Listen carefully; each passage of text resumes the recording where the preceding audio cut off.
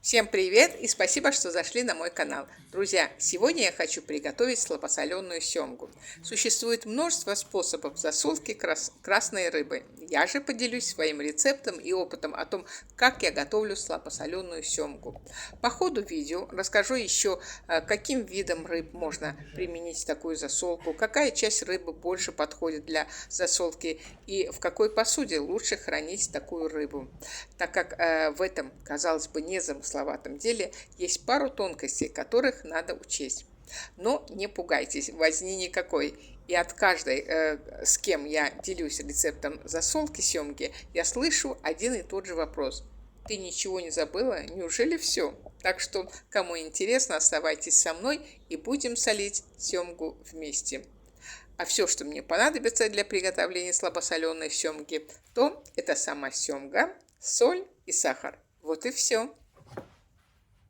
Итак, мою рыбу и хорошенько подсушиваю ее бумажным полотенцем. Хотя это не совсем правильно. Рыбу перед засолкой рекомендуется не мыть вообще. Я себе такое не могу позволить. Возможно, это моя причуда, но мне так как-то поспокойнее на душе. Тем более, насколько мне известно, в Каспии эта рыба не водится. Она поступает к нам в замороженном виде. Недаром эту крупную красную рыбу называют атлантическим лососем. Хотя в последнее время семгу также стали выращивать искусственно, так как ее количество в природе сильно уменьшилось. А чем наши промысловики хуже европейцев? Вопрос не в этом. Просто как с ней обращаются при погрузке, загрузке, не знаю. Поэтому я на всякий случай мою семгу перед засолкой. Вы же действуете на свое усмотрение. Я помыла семгу и подсушила ее. Теперь надо бы удалить все имеющиеся косточки. Их не так много, почти ничего, но даже вот это почти ничего надо бы удалить. Для этого можно задействовать пинцет, ножницы или же самый обыкновенный столовый нож. Я воспользуюсь ножом. Косточки достаточно крупные, и их удобно доставать. Также отрезаю жабры, если остались какие-то элементы, фрагменты, кусочки, и снимаю пленку над филе, так как пленка не дает филе пропитаться солью. Кстати, ее можно отложить для ухи, как вариант. Если честно, мне сильно повезло с продавцами, у кого я все время беру рыбу. Они сами снимают чешую у семги и почти разделывают ее. Если даже осталось что-то эпизодично, то я с легкостью добиваю это. А если вы взяли семгу с чешуей, то ее надо будет снять или попросить продавцов, чтобы дома не возиться с этим. А то чешуйки рыбы разлетаются, и потом целое дело наводить порядок на кухне.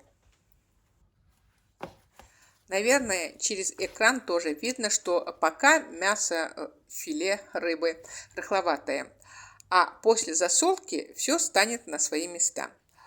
Кусок соберется и не будет вот этой вот рыхлости. Еще раз тщательно проверяю филе, и если остались какие-то косточки, то надо бы их удалить. Перед тем, как перейти к самому ответственному моменту, хочу отметить, что я сегодня делюсь своим рецептом, соответственно, озвучиваю ту пропорцию соли и сахара, которую я применяю в засолке рыбы, причем не первый год. Я сегодня солю 2 куска рыбы общим весом 600-700 грамм. На такое количество, вернее, на такой вес я беру 2 столовые ложки соли и 1 столовую ложку сахара. Некоторые соль и сахар берут 1 к 1. Я пробовала такую порцию, тоже ничего. Но потом как-то моя кума посоветовала мне применить пропорцию 1 к 2. Я применила рецепт и уже остановилась на этом. Мои домочадцы в один голос стали утверждать, что вот такая засолка им больше по душе.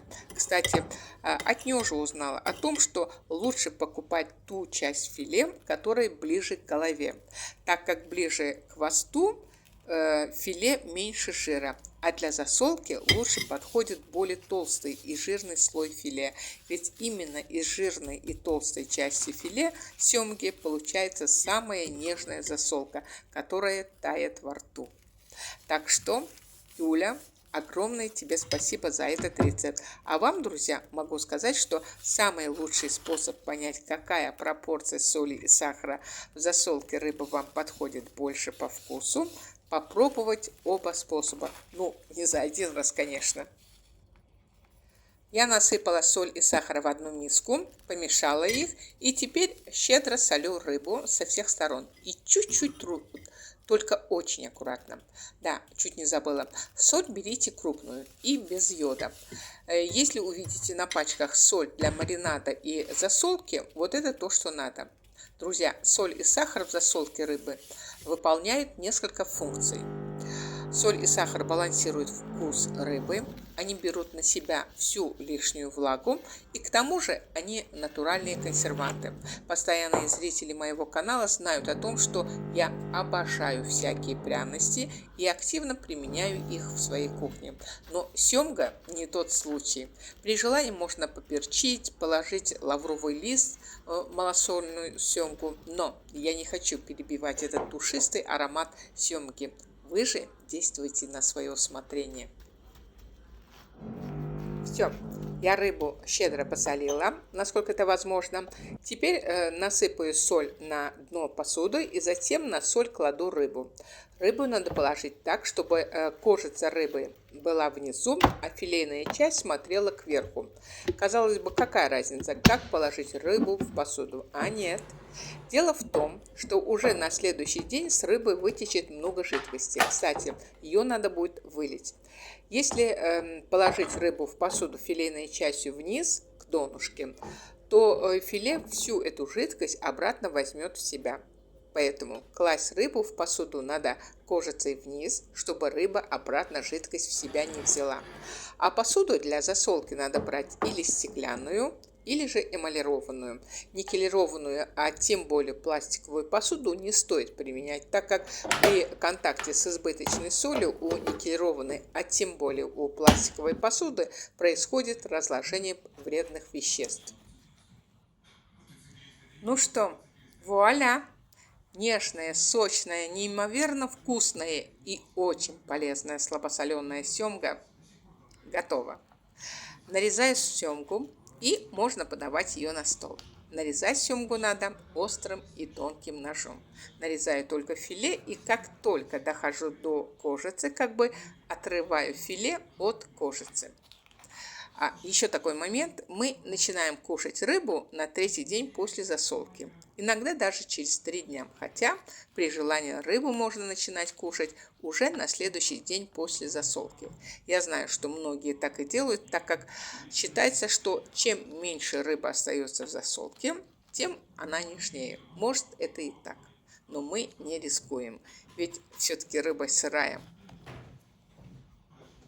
А чем полезна слабосоленая семга, наверняка многие из вас знают об этом. Слабосоленая семга является отличным источником омега-3 жирных кислот, которые способствуют снижению уровня вредного холестерина в крови и укреплению сосудов, что очень важно для здоровья сердца. Надеюсь, технические возможности моей камеры могут передать то, что семга не рыхлая, а наоборот, она получилась достаточно плотной. В этой связи хочу сказать, таким способом можно засолить любую рыбу. Только имейте в виду то, что если рыба не жирная, например, судак или даже форель, то засолка из нее получится не столь нежной и сочной, как из семги. Вот и вся разница. Друзья, обязательно приготовьте для себя и для своих близких слабосоленую семгу, эту полезную вкуснятину. Малосоленая своими руками семга получается намного вкуснее и выгоднее, чем покупные. Тем более, что на ее приготовление уходит минимальное количество времени. А я благодарю всех за просмотр и очень надеюсь, что мое видео понравилось вам. И если это так, не забудьте ставить лайк этому видео. Напоследок предлагаю посмотреть видеорецепт салата из тунца со свежими овощами. Я пока прощаюсь с вами, но нет, надолго. Жду вас на своем канале. Я и рада, всегда вам рада. Пока-пока и до новых встреч!